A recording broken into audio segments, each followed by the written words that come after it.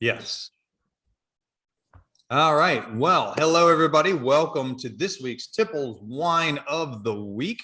Thank you for joining us as Elizabeth and Jeff Beaudre in different windows this week. But, you know, we're still together because of Zoom. I got a message that I need to acknowledge that the host is recording the event. So I'm like, okay. See, now you know what it's like to be a participant. I know, it's great. Elizabeth's in complete control. Complete control. I know nothing about the wine, but I'm in complete control of the meeting. All right, your complete technical control. It is red. It is red. It is red. All right. So this week we are going to be enjoying, and I think you will. It's a really interesting, it's wonderful wine. The Chateau Honnay L'Hermitage Rouge. So it's a red blend from the Grave region in Bordeaux, France. We'll talk about the name because there, when we get to the labels on there, L'Hermitage is in the name, but we're in Bordeaux. But we'll talk about why that might matter later on. If you have not already done so, let's get to the best part of this. Pop open that bottle and pour some in your glass. And since I'm in Auburn, we all get to enjoy me not drinking out of a wine glass again. I really need to bring a wine glass up here. Christmas present, hint, hint, hint. Yeah, Christmas present for Reese's apartment. I bet even in Auburn, they sell wine glasses. They do. It's just that I don't remember that I don't have one until I go to open the bottle, which is 5 minutes before. So, Right.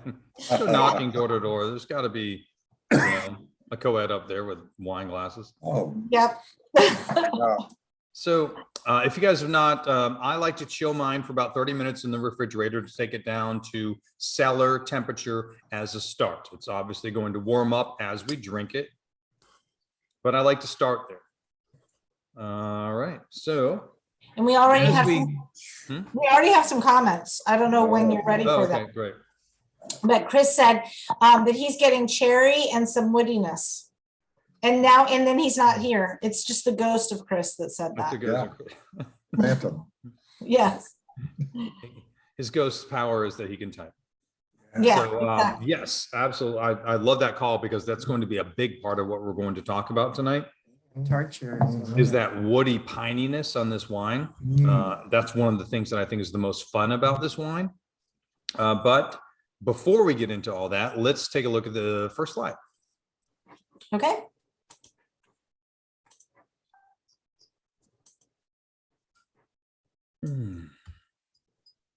So you should be seeing, tell me if you don't see it. You don't see it? There it is. Now I did. Oh, okay. Okay, here it is. But we're on the Little last delay from out of state. we're on the last slide, not the first. Okay, hold on. You guys didn't see that. You have no idea what that was. That's right. Sorry. There we go. There we go. All right. So food pairings on this guy: beef casserole with black olives, lamb stew with leeks, or spare ribs. So kind of your classic red blends, but I loved leaning into a lot of what the terroir is going to give us tonight. So I wanted to get some of the leeks and black olives in there. It was funny when I got the password, which you guys know I don't normally get the password because I'm normally with Jeff. When I saw it, I texted him and said, so is that how you spell terroir? Because I only ever hear it. I've never see it. And at first I thought, is he trying to spell terrier? What's going on here? Yeah. But it was a wine term, so he did know how to spell it. There we are, terroir. And that is the name of the game with this wine. So we've talked about terroir in the past, right? So terroir is the French word to describe a combination of the soils, the temperature, the weather, and the possible elevation, all coming together with what they create. And in some cases, and in particular this case, surrounding vegetation can affect how grapes taste. That was my next question. I was like, isn't it like things that are growing around it too? So okay. Absolutely. So in this case, while Chris was already talking about it, a very woody kind of scent, go with pine, right? and you get like this dark cherry and a pine woody quality. Mm. Oh, that's really good. Nice and grippy. I'm going to tell you, on the palate, I still get some of that woodiness, some of that pininess, and black olive, along with the black cherry. And those are some of my favorite little aspects of that. This is a wine that literally does not remind me of any wine I've ever had. It's got its own unique character, which I love. Okay, I'm going to throw something out that's probably completely wrong. So I feel like I'm getting some anise. Mhm. Is that, am I completely off here? Mm-mm. No? No. That's fine. Absolutely. And that's on that thing where you get kind of like a clove, because you've got that pine and a bark and then a clove and an anise kind of thing. Because the anise is, as you go from that kind of clove and pine to your black cherry, you're going to run along that anise border, and you'll definitely get a little bit of that. Okay. For sure. And then also we're getting some leather from the Sherry John Terry group. I'm not sure. Okay, Yes. from John. I like it. I like the call, especially on the palate.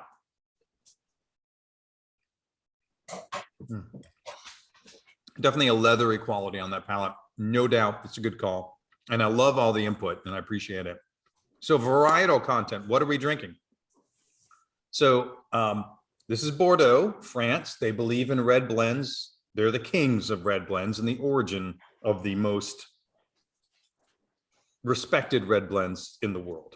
All right.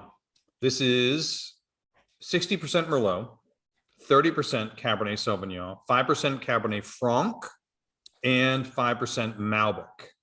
The alcohol is about 13%. So here we have kind of a little bit of a, with the French, they love to have balance, and they're really working toward flavor over punch, right? They don't want something overly boozy. And you have a 13%. So you're on a little bit of the lower end of the red wine spectrum. Yeah, from the taste, I would have guessed higher, but it's probably because I'm just associating like the grippiness and the bigness of the wine with ABV. Right. This is no shrinking violet, right? No, this is no subtle wine. It's right. Big flavor, big body, but that is separate from the amount of sugar that turned into alcohol on here. And yet, obviously, they started with, they did convert that sugar into alcohol because it's not a sweet wine. So they didn't leave residual sugar in it. So what that would tell us is a little bit more of, we're dealing with wine that was a cooler growth. So it didn't develop as many sugars to start with. So when it fermented dry, it had 13% alcohol, not like what you can see with the big extra warm growth in Australia, which can get up to 16% alcohol in order to get the wine dry. Right. So that's what, that would be indicative. And some of these green piney flavors would be also indicative of a grape that didn't become so overripe and sweet and rich. Right. You've got a lot more terroir, you've got texture, and you have, it's kind of a balance and subtlety, which you can get from not over ripening your grapes just to get enough sugar to get the alcohol that you're searching for. So if you're prioritizing flavor and texture of what the wine will be, you'll get something more like this. And that is quintessentially French. That's their priority. So I think, and it seems like it's a very hard balance between, because we talk about long hang time a lot. So to me, it seems like long hang time would also mean over ripening of things, and that you're just trying to leave it on the vine as long as possible without having it like rain and get like diluted with all the water. So I guess they're out there like grabbing some grapes every day and just tasting them and saying, that is a big part of it. Okay. And then you bring up an interesting point, which is say, okay, if you go with, we talked about long hang time, the longer it's on there, the more character it can build. Depending on the amount of sun and warmth it's getting, that will or will not become very, very ripe. So you can have an area with a very long, dry, warm growing season that will become a very ripe grape, right? But what if you had a long, dry, cool growing season? You both have long hang time with Okay, very different results. okay. Oh, And that's what we're talking about. Mhm. all right. So All that right. coolness is what makes the difference then. The coolness is what's making the difference here. Okay, The coolness, less intense sun.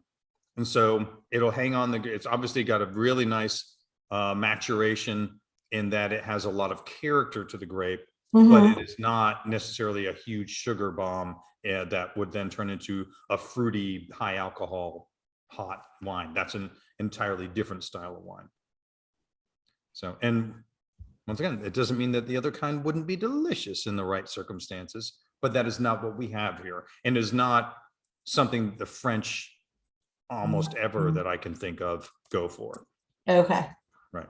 So we talked about the blend, alcohol content, age worthiness. I would guess that you guys are guessing already from hearing me week to week where this guy is going to be. It's actually almost exactly the same place as last week, but for slightly different reasons. So the alcohol is a little lower than last week, because last week was a Californian that was at 14.5, but it has really nice tannins. Would you say that the fruit is tasting dried and overly ripe?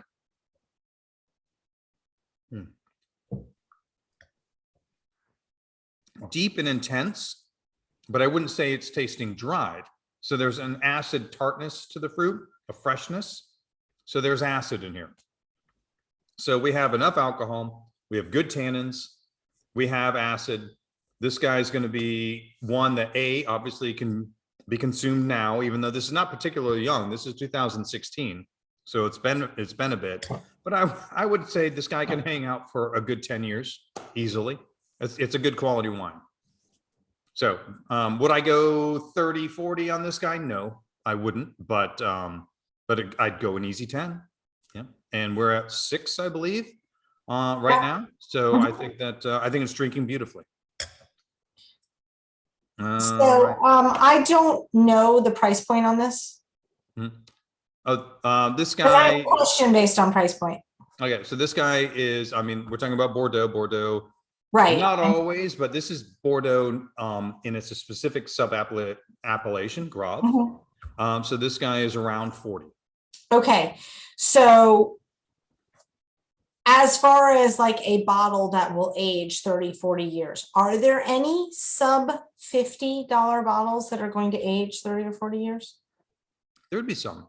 Some. I can't name any off the top of my head, but they. Okay, Yeah. but there are some. That's Yeah. yeah, that's interesting that you can get some that can age that long for sub 50. Sure, I would say. I thought the answer was going to be no. Oh no, I think it could happen. I think you're more likely areas to find something like that in that price range. Mhm. So maybe more like a Spanish wine or something rather than a French that would be in that. I'd go northern Italy if you got one that, it got like a good deal on something. I mean, a lot of those, but there are some that'll pop up. It would be an exception rather than the rule. Okay. Some Rieslings. Okay. You might find one, a small producer that you get a good bargain on, but generally it's going to be the exception rather than the rule in that price point, which I think is your point, and it is a good point. Yeah, I was thinking it was nothing, but it will be the exception rather than the rule, but it happens. Mm-hmm. So all right, so let's talk a little bit. We can take down the slide real quick. We'll talk more in depth about like what Chris was talking about and that kind of a thing. Are you guys getting the pine? Are you getting some of that black olive and herby and secondary qualities? And are you enjoying the wine?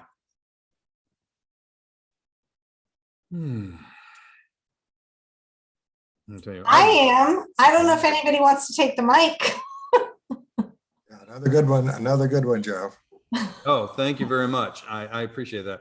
I tell you, this guy, I tasted it. I looked back at my notes on December 2nd, and I've been thinking about it ever since because of that pine. Like I've never had something jump out with pine needles so clearly, and I know it's not the dominant flavor, but it is right there and easy to identify.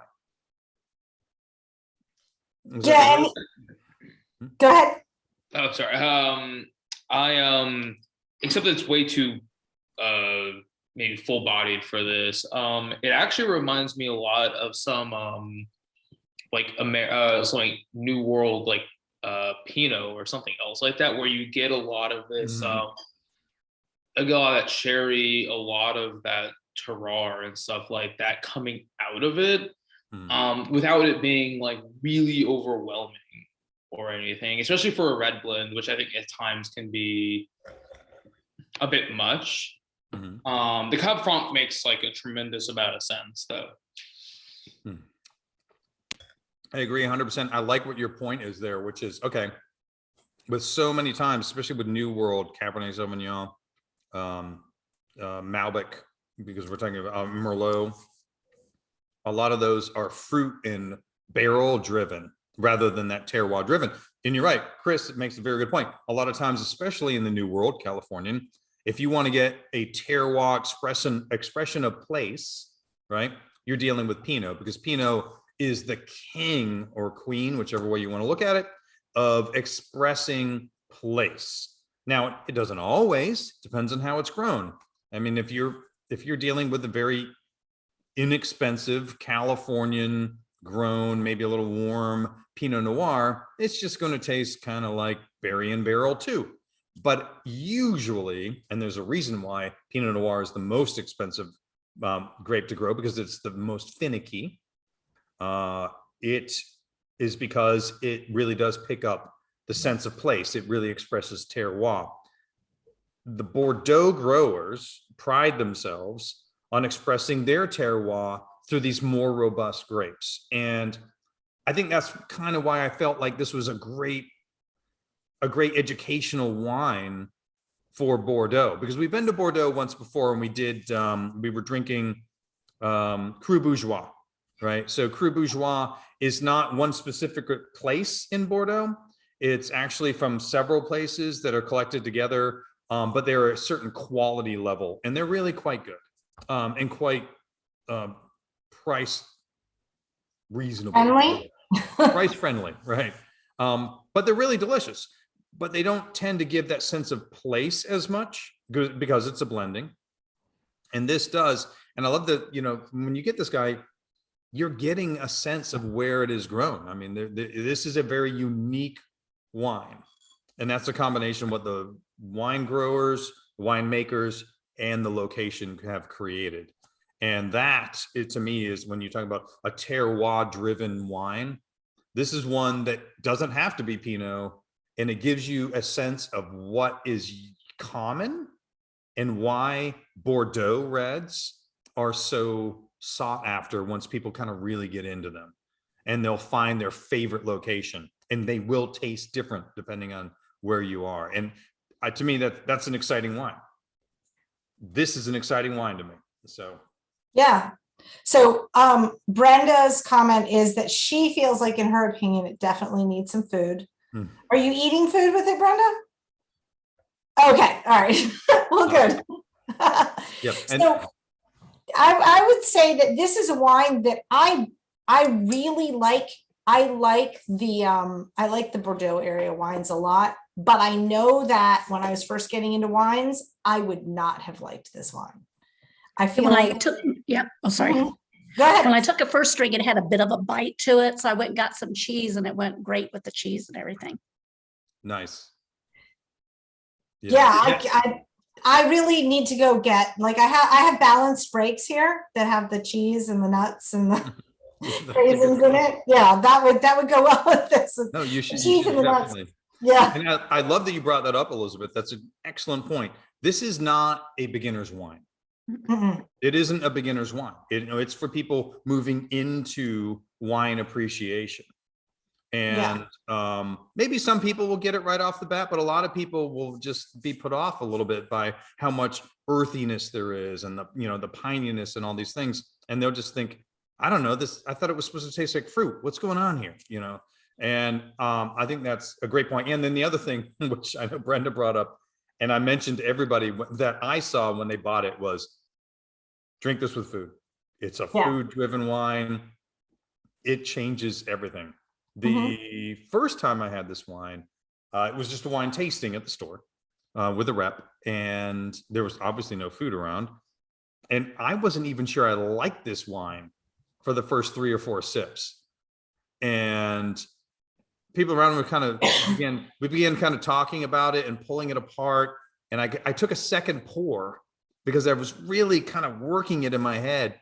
And then it just clicked and I decided, no, wait, I get it. I love this wine. It's fantastic. So, Yeah, I think that's one of the things you said to me when we were talking about it. You're like, this is a wine that initially you might not like. And but as we go through it and go like as it's opening and everything, then he said you're gonna like it more and more as it opens more and more. right. So And I guess saying might not like is probably an overstatement. It's probably more like you might think, and then you sip it more and it gets really across your palate. And especially if you put it in with some cheese or something, work it together. I'd like to think that it will grow on you because it really did for me. And I suddenly became, a huge fan of this wine. Not a big production wine. You saw that we had no ratings on this guy. Small production place, owned by a husband and wife team, which we'll talk about at the end. But great. I think it's a wonderful start. Let's jump back to the slides and we'll keep talking about this guy. I was just looking at the label. So I think that's what we have next on here. Yes. Oh, yeah. So the label, this is kind of fun for me. And all right. So here we have Chateau Aulnay-l'Hermitage, right?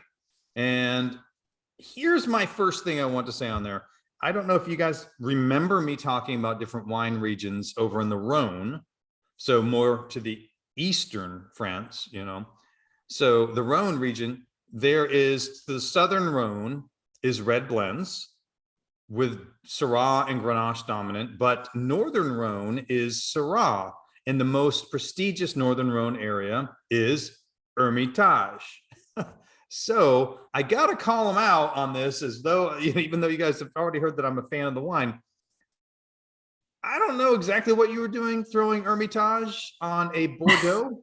Because that is just going to cause confusion. Now, I believe it's because where they are, and I didn't get to see, I was really looking for something definitive on their website about, we named it La Hermitage because of X, right? I'm having to kind of piece it together because this area is kind of this obscure area within Grave, and I'm thinking it's because it's so alone and kind of in its own area that they named it that, and it makes sense. But you have a major area in France called Hermitage that is not the same wine. So anyway, so I got to point it out. La Hermitage on the label, as you're learning French in the French wines, about the French wines in the regions, could totally be confusing. Yeah, I would have been misled by that completely. Right. Well, actually, to put Jake listed this as an Hermitage. Oh. I had to have him change the label on the shelf because Hermitage was on the label. Like what do you mean this isn't a Syrah? You could see how that would happen. Absolutely. Right. Yes. So did you berate him for it? Because I think we all would like to see a public berating of Jake. Oh, believe me, I use any opportunity to make pay for his existence. How dare you come in and do a good job at my store? Exactly. There you go. All right. So some other information with theirs is along the edge on the label, just to the side here. 2016. So we see, hey, there's a little time in this bottle, which I think benefited because this guy's got a lot going on. Grand Vin de Bordeaux. So a great wine of Bordeaux, France. Bottled by, this is mise en bottle à Chateau.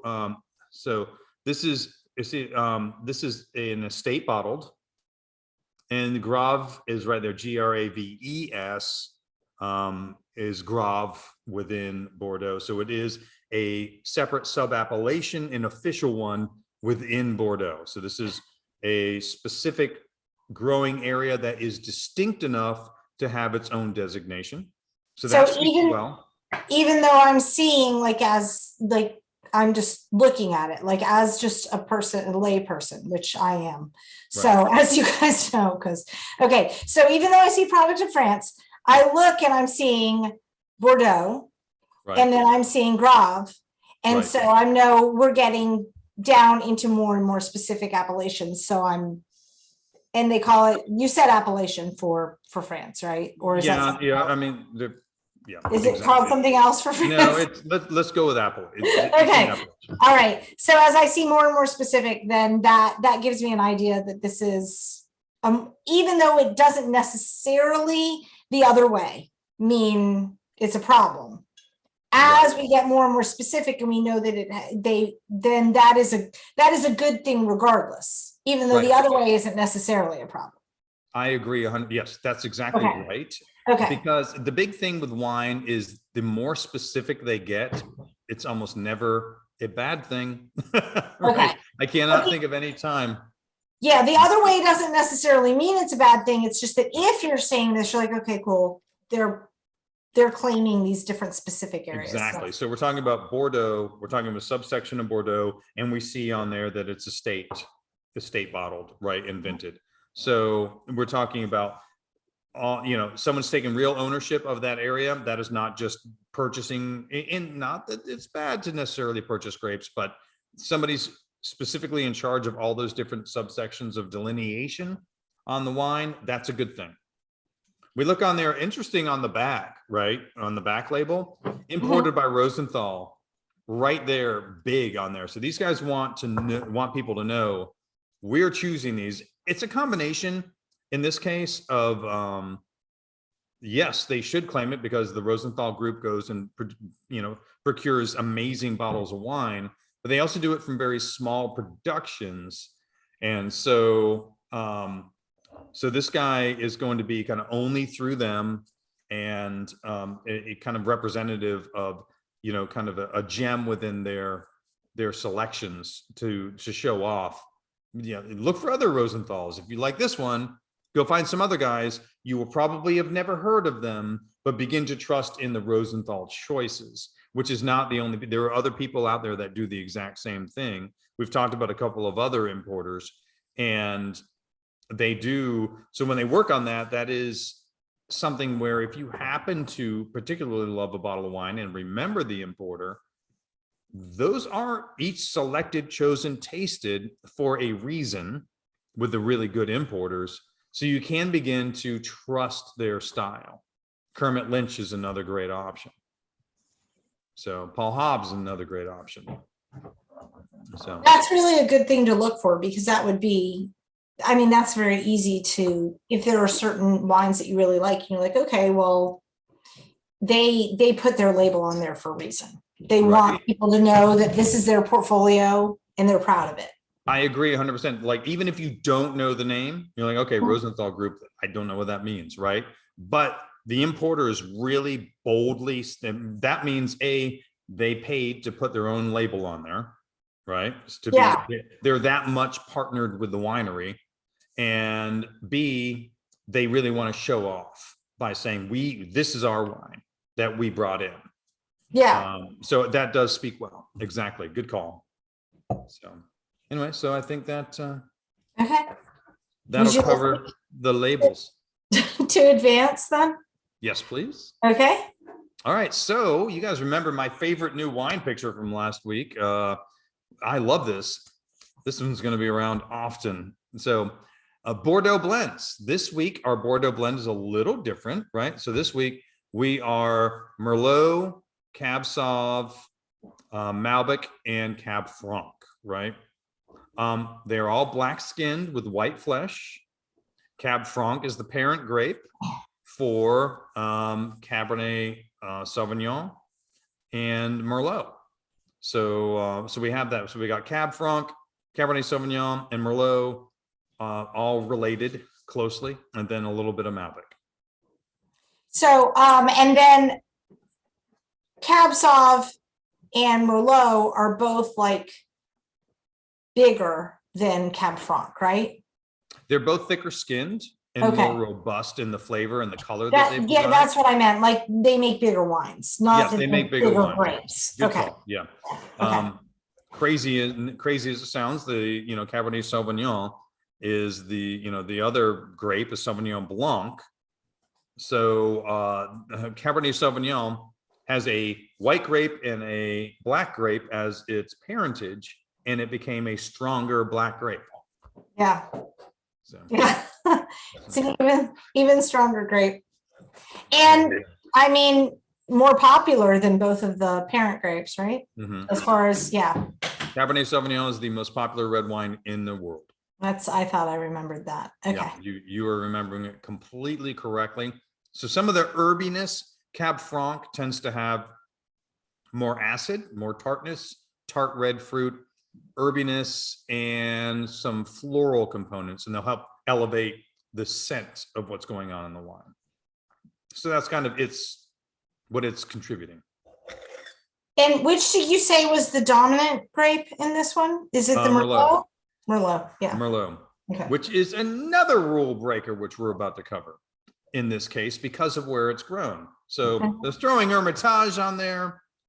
And let's finish this. And we'll talk about the other rule breaking that it's doing. Okay, you would like for me to advance? Yes, please. Okay. All right. Left bank and right bank Bordeaux. All right. So here we have Bordeaux, which we'll look at a map, is split along a river. And there's a left bank and a right bank along the river, right?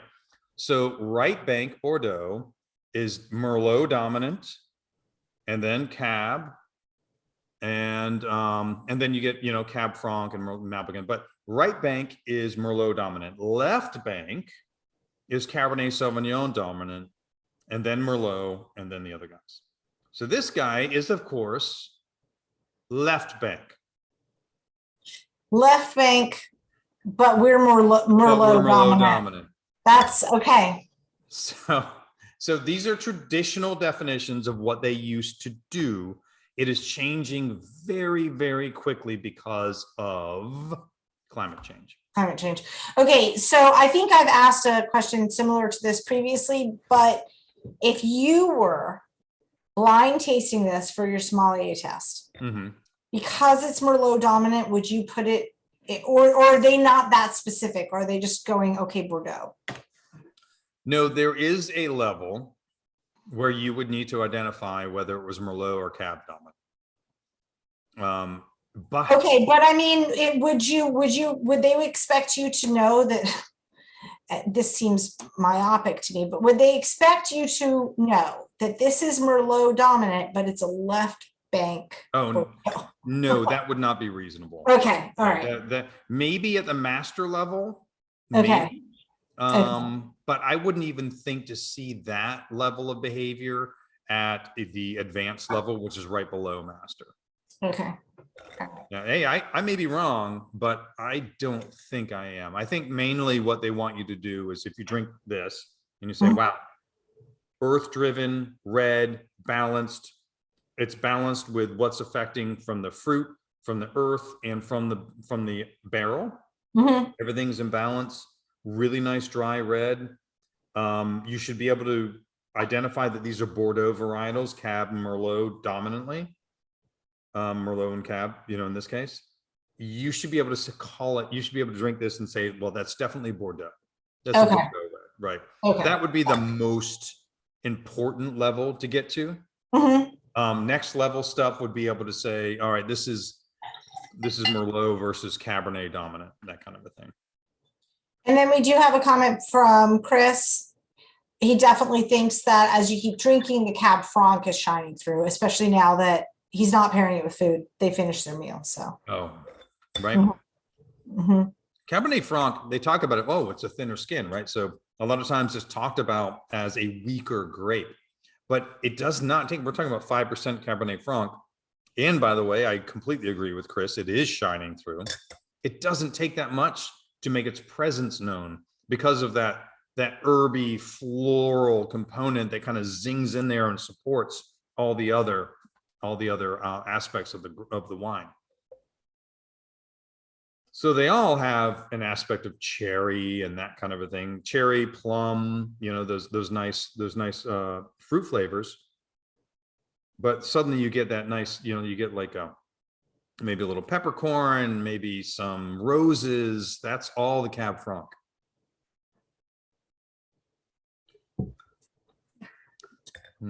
Should I advance? Yes, please. Bordeaux blends, primary flavors. So black currant, black cherry, I can definitely go there. Graphite, got a lot of earthiness, could definitely go there. I would say less chocolate this week. I'm not saying I couldn't go any chocolate, maybe a baker's chocolate along with that graphite, but leaping over to the dried herbs to me makes even more sense. And herbs, and then because of the specific place, it wouldn't be in a general Bordeaux red, a pininess, you know, that kind of nice pine needle aspect. That is a very specific to this wine. So is it dry? Yes. Full bodied? Sure. High tannin? You know, I'll go there. Medium high anyway. Acidity? Medium? Sure. And alcohol was a little low. Yeah, this one's a little bit of an outlier. It is, and it was meant to be. I mean, it's funny because my point was that it's such a good example of terroir, even though it is kind of very specific and it breaks a few rules. But what it does really well is show you a sense of place. So when I talk about terroir now and in the future, you'll get to a greater or lesser degree from other wines. This guy's just really, really good at stating a sense of place. I think that eventually we need to have a wow group only blind tasting where people write down what they think it like region, you know, grape or grape dominant, or, you know, that would be cool. We need to do one of those. Oh, you know, I think that's maybe a good idea. Maybe we should do that the end of March. Did you come up with that already? Jeff and I have not spoken this. See, you do things like this, and then people think it's a setup. It is not a setup. No, I literally. No, we've known each other too long at this. I know. No, we're doing that at the end of March. Okay, cool. All right. Yes. And the wine of the week people all get All priority right. seating on it.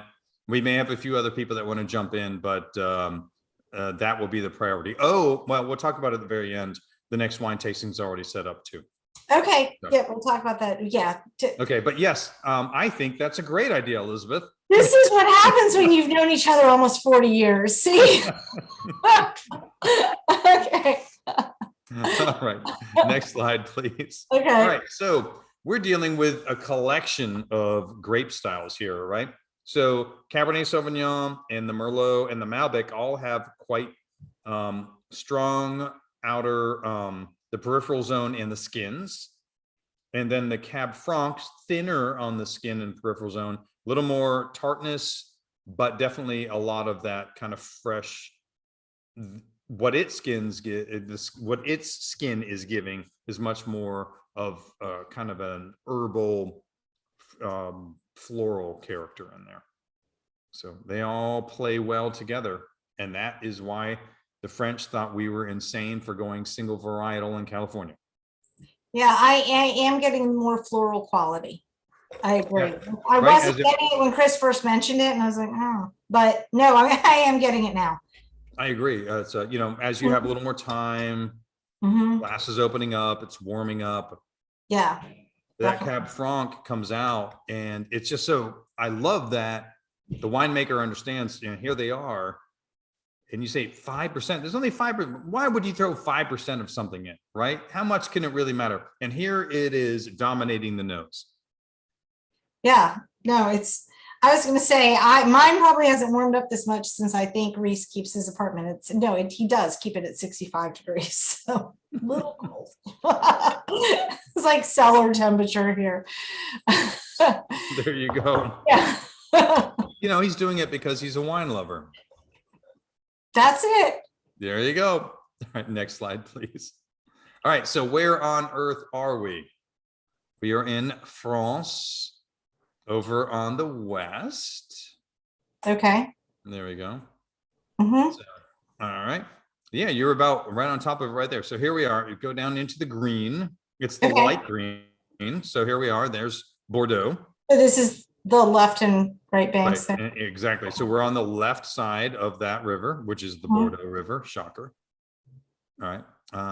Let's go ahead and go in. All right. So here we are in Bordeaux. And the orange, the light orange, that's Grave. So he's having to direct me because I'm in control of the slides. He normally does do the cursor on this part. Yeah, I so- normally take over. so that's why it's like so specific now. Okay, so here we are. Do you know where? Because the light orange kind of takes up a lot of geography. It's a solid amount of area. And no, I do not. Thank you for asking. Okay. So anyway, so we have the river. It breaks into two parts there. And the so you have left bank here, right bank is the light blue and the pink on the other side.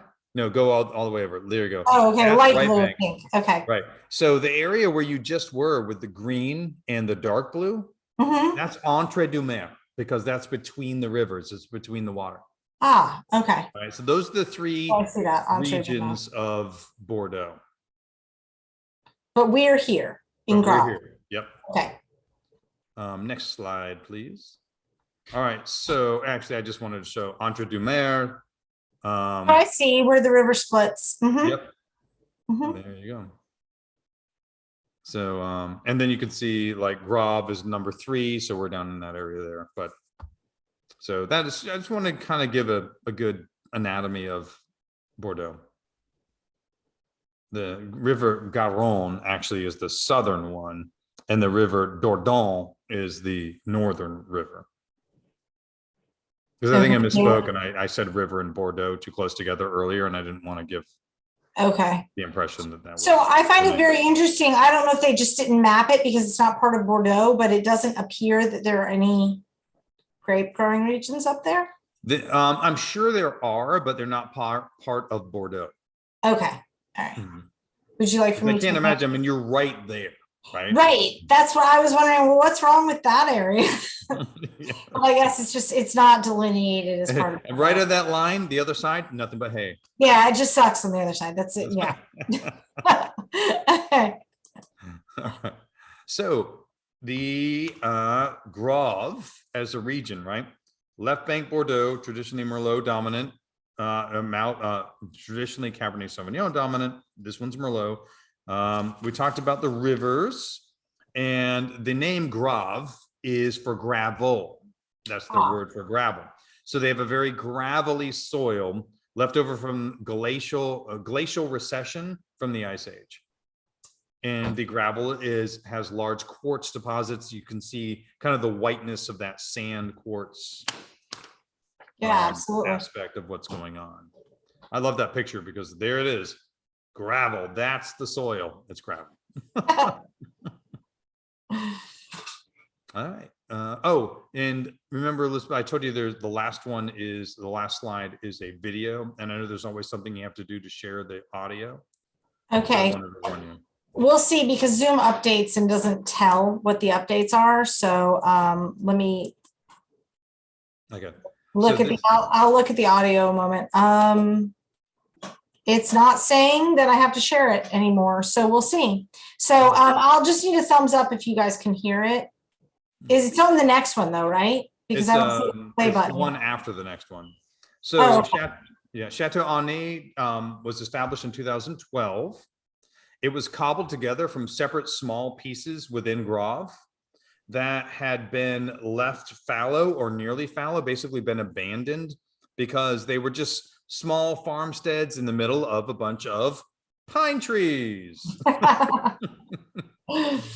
And that clearly shows.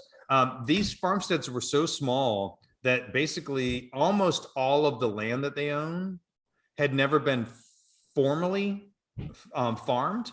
And so almost none of it had any worry about pesticides or fertilizer or anything. So after they started it, they instantly basically went over and became organic because it already was.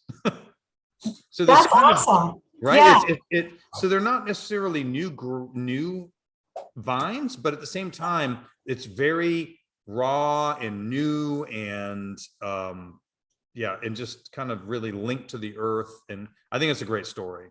And you can see, I'm like, just even looking at their, the winery, it just makes you want to go in for just a glass with, and learn about who's making it. It's, it seems very kind of, which it is. It's a small group making beautiful wines.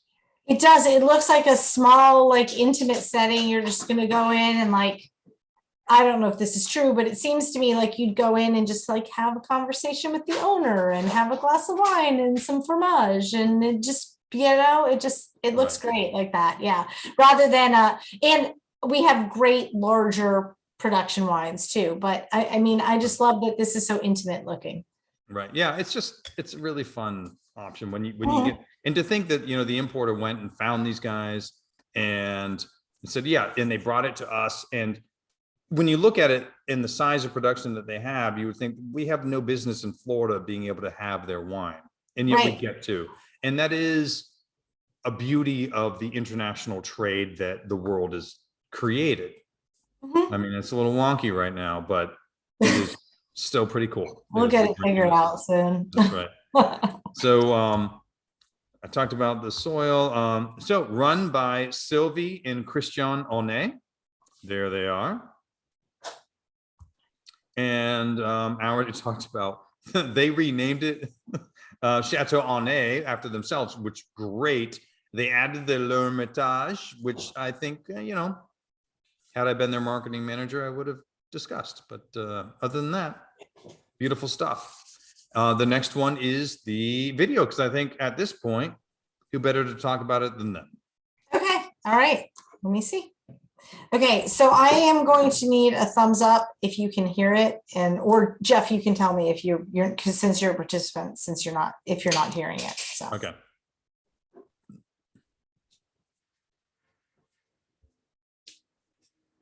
Nothing yet. I'm hearing it.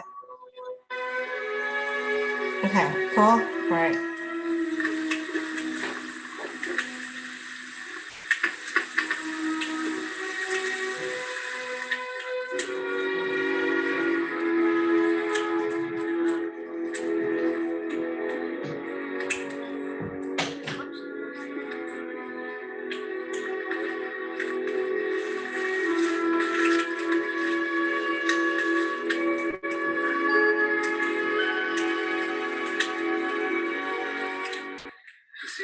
Le dernier viticulteur de la Brède à ramasser à la main. Donc j'ai un grand nombre de parcelles à vendanger et toutes ces multitudes de parcelles sont souvent jugées comme un inconvénient. Le but du château d'Hermitage, c'est de transformer les inconvénients en qualité. Donc, puisqu'il y a des parcelles dispersées, de qualités différentes, de cépages différents, de cabernet, de petits verres d'eau, de malbec, elles arrivent toutes à maturité de manière différente. Donc c'est possible au XXIe siècle de vendanger à la main. Ensuite, chaque parcelle, il y a une certaine typicité. Car les graves, on a la chance d'avoir un et assez divers. Chaque couche de gravier correspond en gros à une glaciation et chacune apporte des caractères différents et sur la Brède supporte des cépages différents. Voilà, tout l'art du viticulteur, c'est de trouver l'harmonie entre le meilleur cépage au meilleur endroit. Souvent, quand je suis arrivé à la Brède, il y avait beaucoup de plantes. On peut dire que même il y a 50 ans, les gros à la Brède, elles étaient réservées aux ouvriers, à la famille du viticulteur, et c'est le blanc qu'on vendait. Et on le vendait au décoration. Petit à petit, les blancs étaient remplacés par des vignes rouges. Et ici, à Aubé-l'Hermitage, on a gardé cette originalité d'avoir des grands blancs, des bons blancs. sachant que c'est vraiment que dans les graves, on a pu distinguer des crues classées en blanc. Les crues classées en rouge, il y en a des minants en Médoc, il y en a des minants en Saint-Émilion, on en a aussi de très beaux ici, mais en blanc, il y en a qui sont.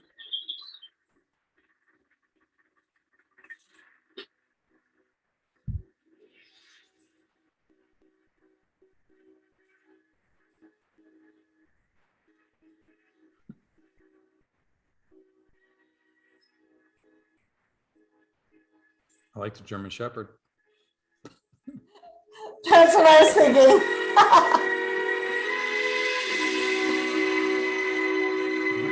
Be an Alsatian in France. Mm.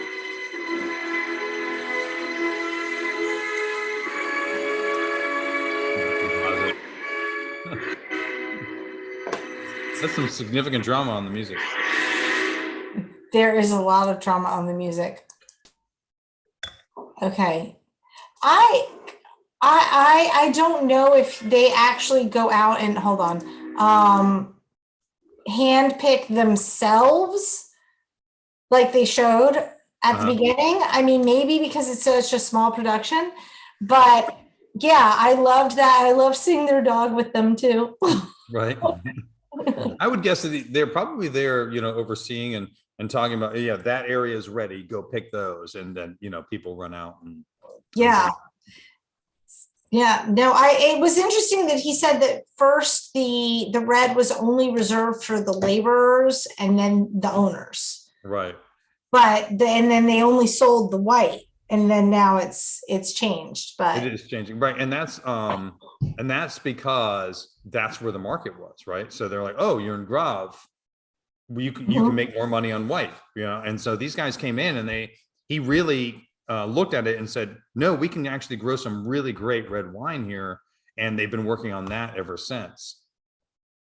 and I love that he was like, okay, you look at the soil and you have to match the grape to the soil. Mm-hmm.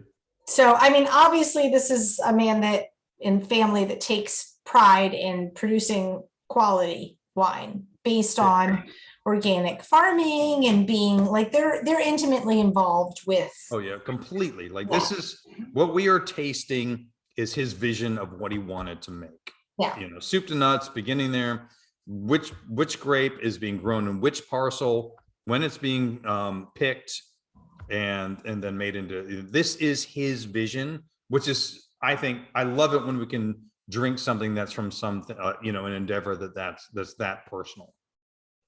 Absolutely. All right, so here we are. Chris and Robin are already jumping the gun there. They're already giving ratings. They know it's coming. So that's right, Mike. You know, like I tell you, I'm so proud of this crew. Everyone's like, yes, we know exactly what we're going to do. I love it, and I think everyone's a better wine drinker for it as you go in there. So. Yeah, everyone's ready for their wow tasting where they get to their blind tasting there. Get to guess what it is, give a rating, all of that.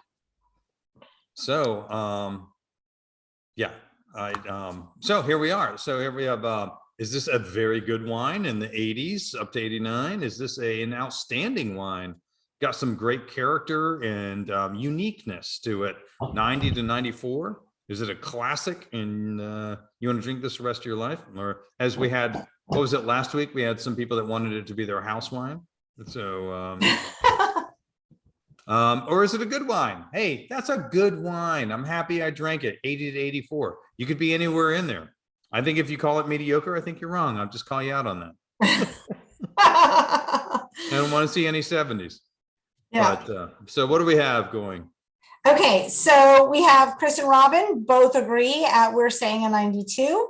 Mm-hmm. And then I'm seeing Sherry, John, and Cherry drank the whole bottle. They agree at a 92 as well.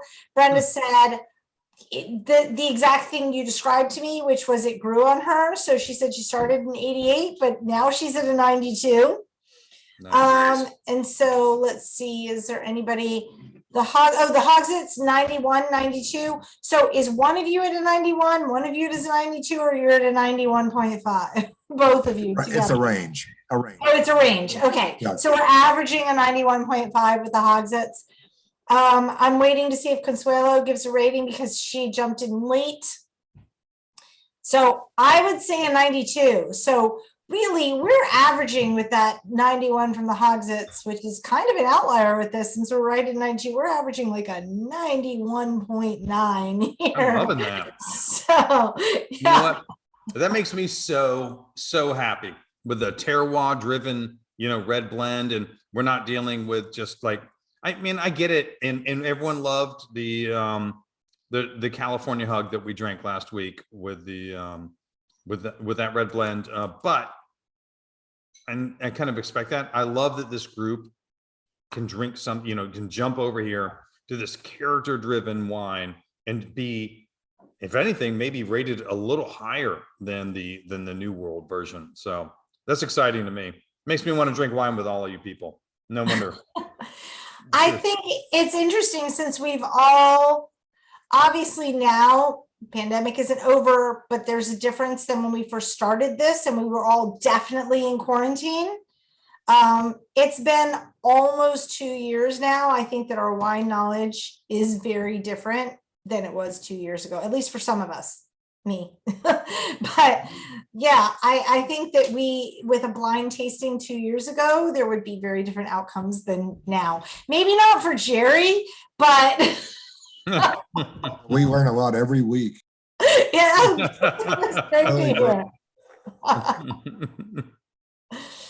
Well, Would you like for me to reveal, or? yes. Okay, wait, before I reveal next week, which you already saw earlier, but maybe you didn't pay attention to. Yeah, right. Any other questions, comments, anything? This is a real quick thing. We did have a Toulouse sausage from Fehrenbacher's that we paired it with, and it worked really nicely. But we thought it was fun because it's like, it's French and it's not that far away. Admittedly, I thought it was an Hermitage. So then when you were talking about the label and you were like, it's not an Hermitage, and I was like, oh, but I really thought it was when I was thinking it. You know what? I actually kind of love that because I get it. That's my one thing. Right? I'm like, why don't put Hermitage on your label if you're anyway. Yeah. It was still good though. It went great. So Good. So when Chris and Robin are in the Hermitage section going, where is that wine? Yeah, right. Yeah, it's like, where's our favorite Syrah? It doesn't taste like it. Yeah. Just ask Jake. Exactly. Right. I'm like, I don't know, I put it here. Jeff must have moved it. Exactly.